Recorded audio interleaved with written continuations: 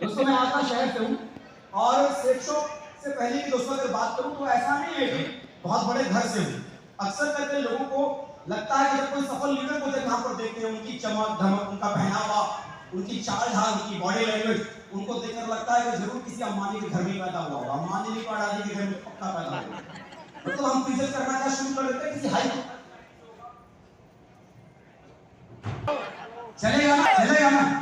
In short सारी बातों को दोस्तों करने की शुरुआत करूंगा।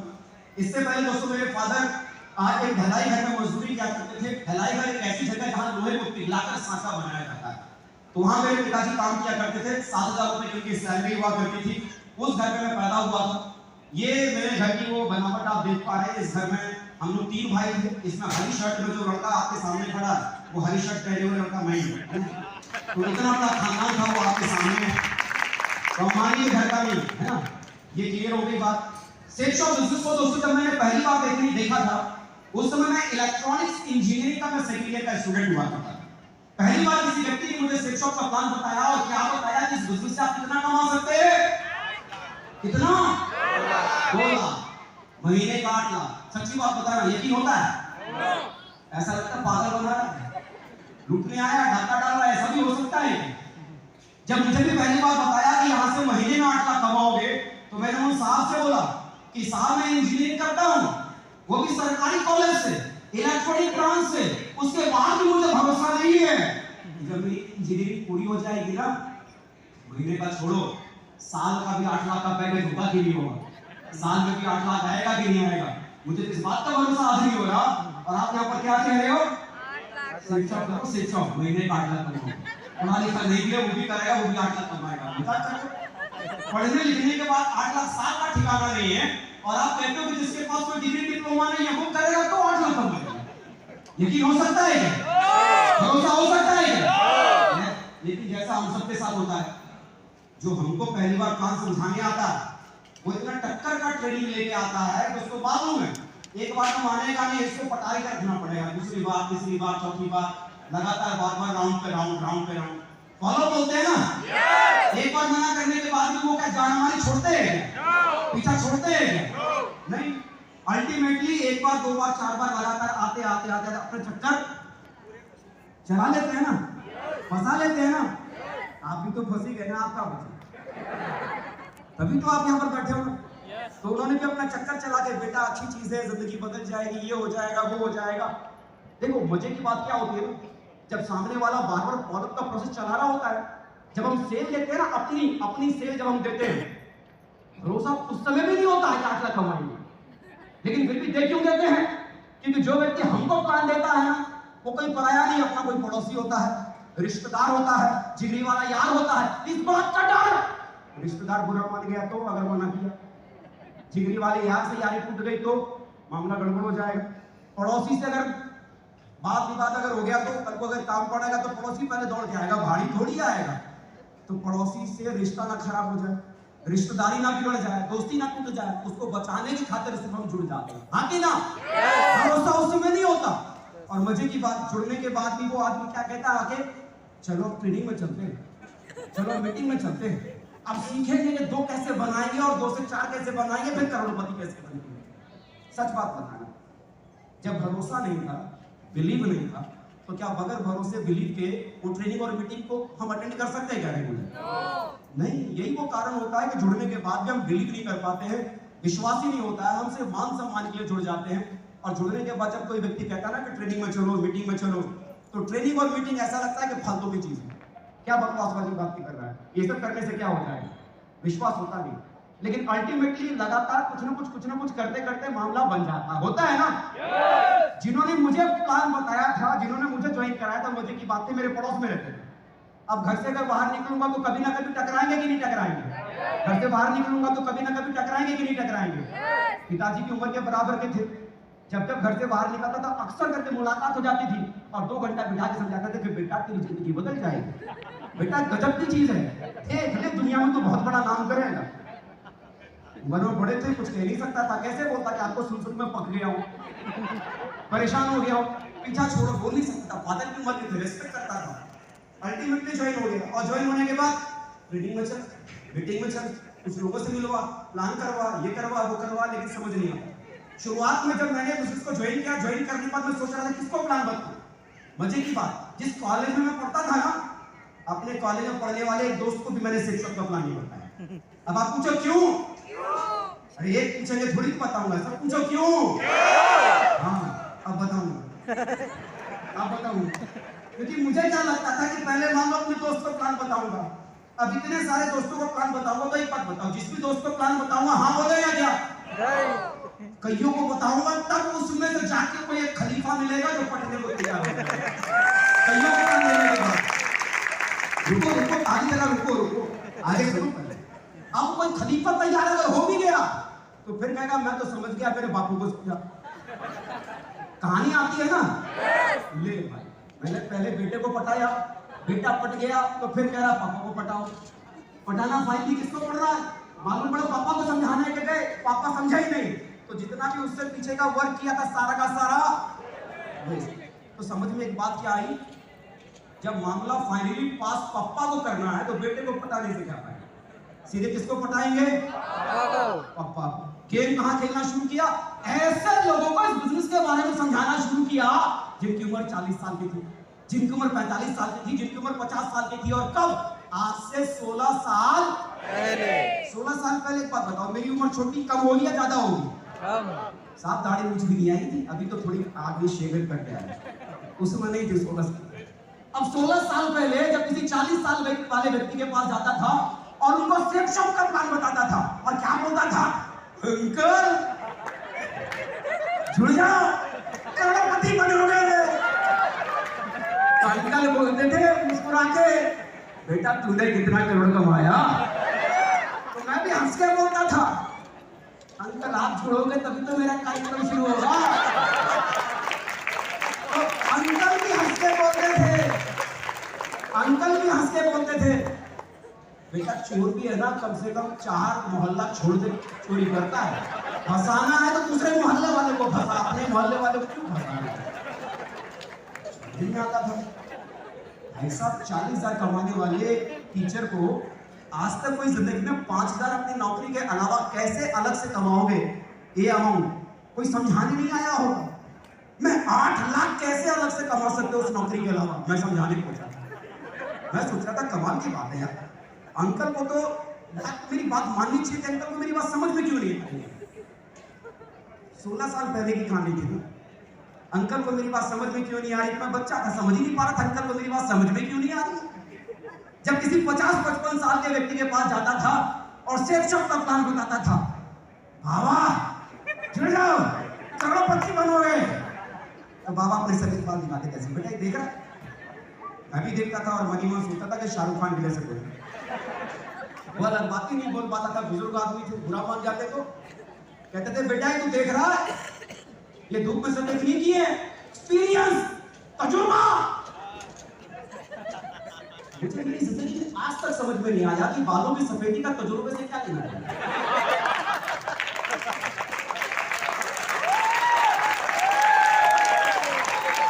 एक बात आपको इस तरीके से बताओ, कोई आदमी जो इस दुनिया में पैदा हुआ है वो जीवन में कुछ भी ना करे, उसके काले बाल सफेद नहीं होंगे।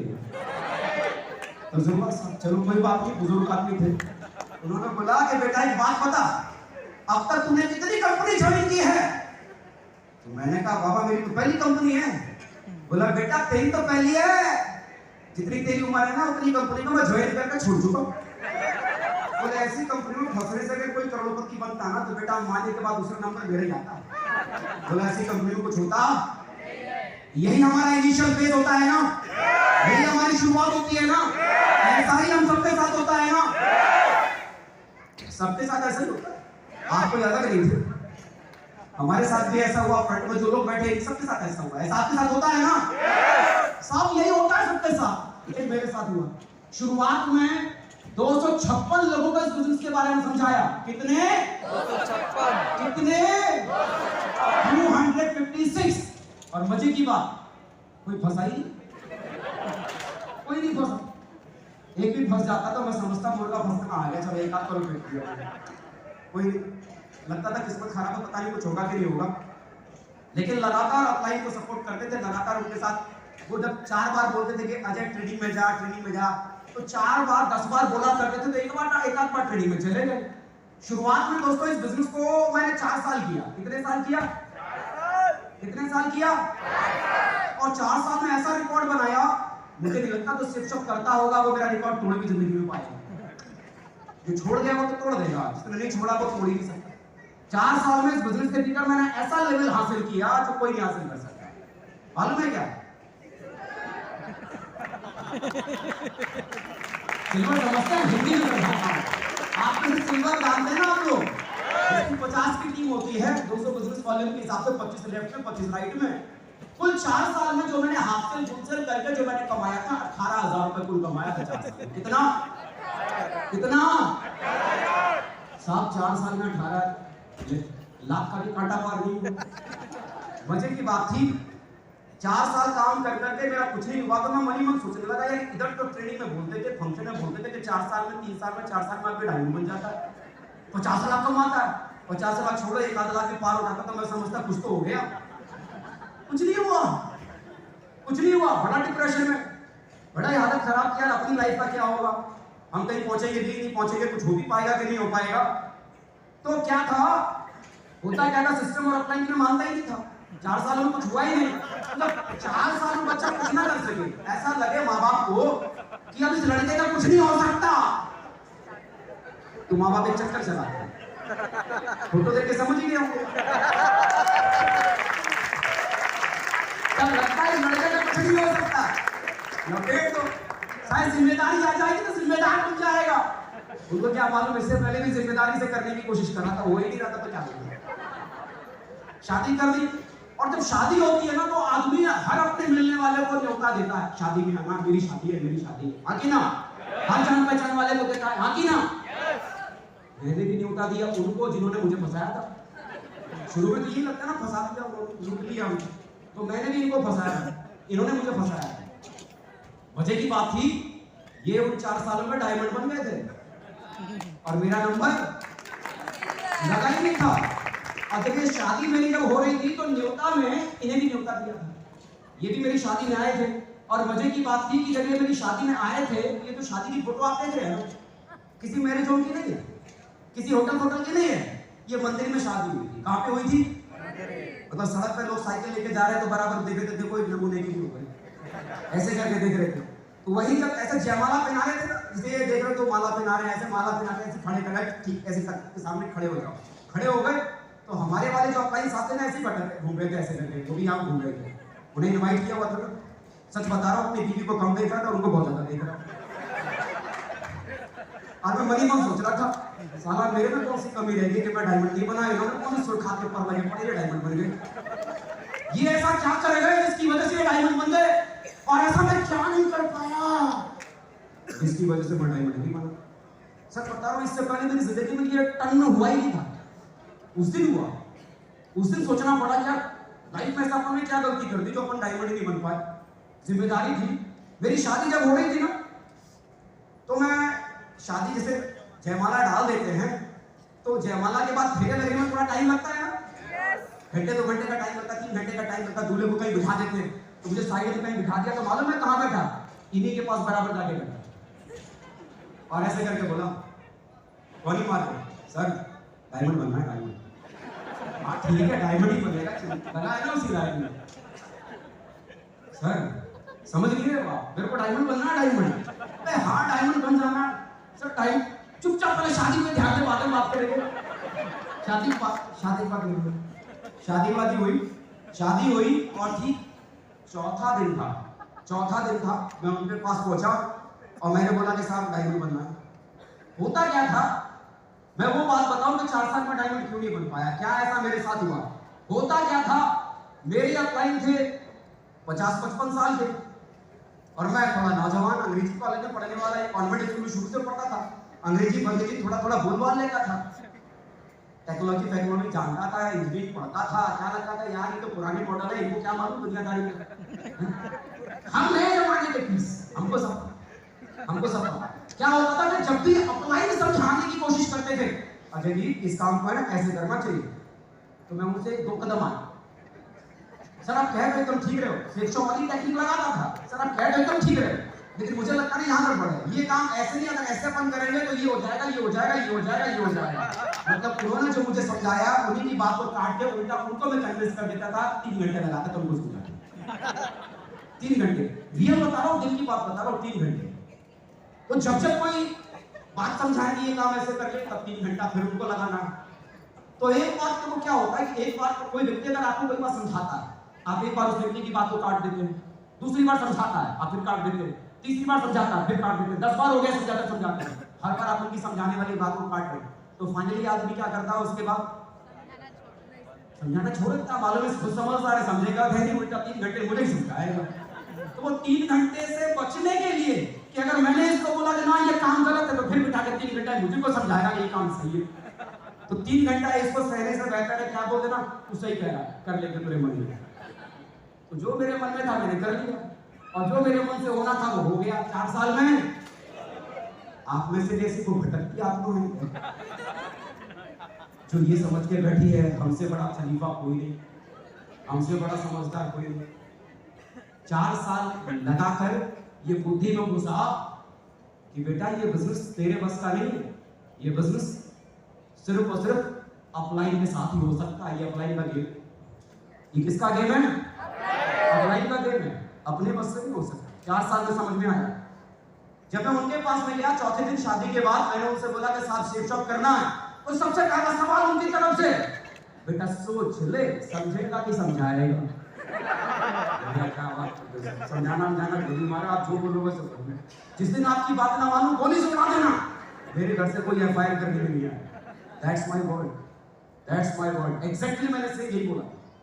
तो उन्होंने बोला कुछ बातें इधर करके उन्होंने की, और फाइनली लास्ट में उन्होंने बोला कि देख एक काम कर, यहाँ आसपास में तो कोई मेरा जुगाड़ है नहीं। बिहार में एक मेरा दोस्त है बचपन का, अविनाश कुमार नाम है, रेलवे स्टेशन मास्टर है, बिहार का एक शहर है समस्तीपुर। बोला उसके साथ जा और उसके साथ काम कर। मैंने कहा ठीक है। बोला कब निकलना है सर? बोला कब क्या निकलना है, रेलवे स्टेशन पे जा, कल का तत्काल ट्राई मार, कल का तत्काल करा के दे, परसों का तत्काल मिलेगा, परसों ट्रेन से निकल जाना। ठीक है सर मैं जा तो रहा हूँ, ट्रेन में करा लूंगा, आप बोल रहे हो तो मैं करा लूंगा, लेकिन मालूम है कंफर्म सीट तो मिलेगी नहीं। लेकिन अगर आप ये बता देते उधर से वापसी कब आनी है, तो तत्काल तो करा नहीं जा रहा हूँ, तो वापसी की ट्रेन की टिकट मैं करा लूंगा, तो कम से कम वापसी वाली कंफर्म सीट तो मिल जाएगी। तो उन्होंने बोला कि बेटा तेरे को जाने की तारीख बताया और लौटने के लिए, और शादी के हुए थे कितने दिन? 4 दिन। चौथा दिन गुजरा था, 5वें दिन कह रहे थे तत्काल कटा, 6वें दिन कह रहे थे ट्रेन में बैठो आप यहाँ से। मुझे लगा कि इनकी कभी शादी नहीं की है। सच्ची बात बता रहा हूँ, अपनी बीवी से मैंने उसका नाम तक नहीं पूछा, और वो 6वें दिन क्या कह रहे थे तत्काल कटा के जा। खैर कोई बात नहीं, मैं आया, तत्काल करवाया, कंफर्म सीट नहीं मिली, वेटिंग थी। मैं पैकिंग कर रहा था, पापा को मालूम पड़ गया कि बेटा कहीं निकलने वाला है। बोला कहाँ जा रहा है? बोला बिहार जा रहा हूँ काम करने, शिक्षा। बोला वो तो देख रहा हूँ 4 साल तू शिक्षा कर रहा है, लौटेगा कब? आ जाऊंगा जल्दी। हाँ वो ठीक है, तू जल्दी आ जाएगा, लौटेगा कब? जल्दी आ जाएगा। अरे जल्दी की कोई डेट तो होती होगी, 1 महीना, 2 महीना, 10 दिन, 12 दिन, 15 दिन। मैं मनी में सोचता था साला मुझे खुद नहीं पता है लौटूंगा कब, मैं क्या